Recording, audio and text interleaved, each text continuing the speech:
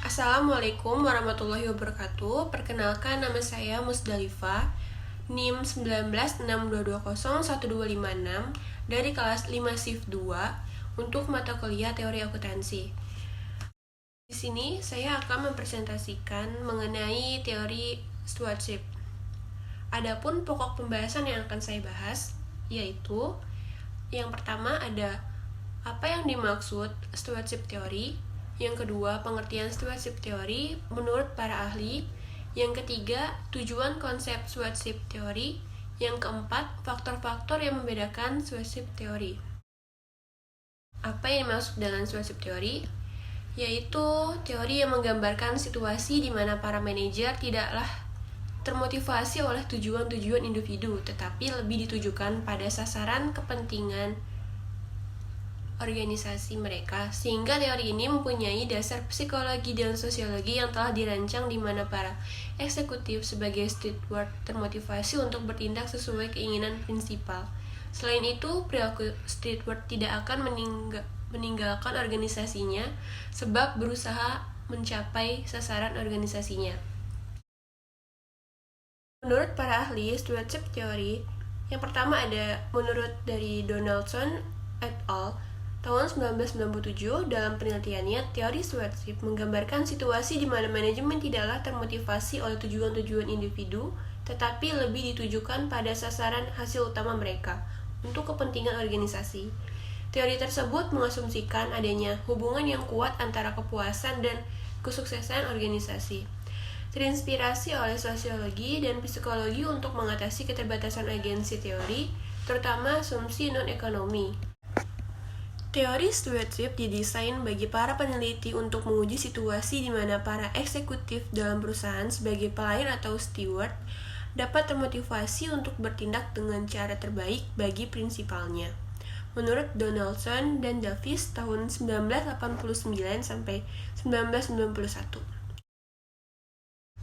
Yang ketiga ada tujuan konsep stewardship teori, yaitu diperkenalkan sebagai teori yang berdasarkan tingkah laku, perilaku manusia, pola manusia, mekanisme psikologi, baik itu motivasi, identifikasi, dan kekuasaan dalam sebuah organisasi, yang mempraktikkan kepemimpinan sebagai aspek yang memainkan peranan penting bagi sebuah pencapaian tujuan. Adapun pembahasan yang keempat yaitu faktor-faktor yang membedakan stewardship teori. Ada dua faktor yang membedakan, yaitu faktor psikologis dan situasional. Untuk faktor psikologis, yang pertama ada motivasi, difokuskan pada intrinsic reward yang tidak didapatkan dengan mudah. Yang kedua ada identifikasi. Identifikasi terjadi di mana manajer menetapkan dirinya sendiri sebagai anggota dalam organisasi khusus sesuai visi dan misi tujuan organisasi. Yang ketiga ada penggunaan kekuasaan. Lalu, untuk faktor situasional, yang pertama ada filosofi manajemen. Filosofi manajemen yang digunakan dalam hubungannya dengan stewardship teori adalah filosofi yang berorientasi pada keterlihatan. Yang kedua ada budaya. Paham individual dan kolektif merupakan aspek budaya yang berpengaruh dalam memilih hubungan agen dan stewardship. Dan yang ketiga ada rentan kekuasaan. Lalu, untuk kesimpulan dari presentasi yang saya dapatkan adalah stewardship teori merupakan teori yang menggambarkan situasi di mana para manajer atau eksekutif sebagai steward untuk bertindak sesuai keinginan prinsipal. Model yang dipilih, agen dan prinsipal dalam pengambilan keputusan ada 4 macam. Yang pertama, meminimalisir biaya potensial. Yang kedua, agen bertindak oportunistik. Yang ketiga, prinsipal bertindak oportunistik. Yang keempat, memaksimalkan kinerja potensial. Proporsi yang diajukan berhubungan dengan faktor-faktor psikologis dan sosiologi dalam penggunaan stewardship teori, yaitu yang pertama ada orang yang memiliki dimotivasi oleh hubungan kemungkinan besar menjadi pelayan dalam prinsipal steward dibandingkan dengan lengan yang tidak didorong oleh tingginya kebutuhan.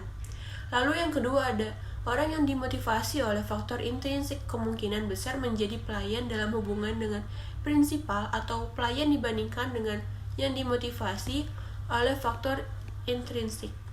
Lalu yang ketiga, orang yang memiliki pengenalan yang tinggi dengan organisasi kemungkinan besar menjadi penetalayan dalam hubungan dengan penetalayan dibandingkan dengan pengenalan yang rendah dalam organisasi.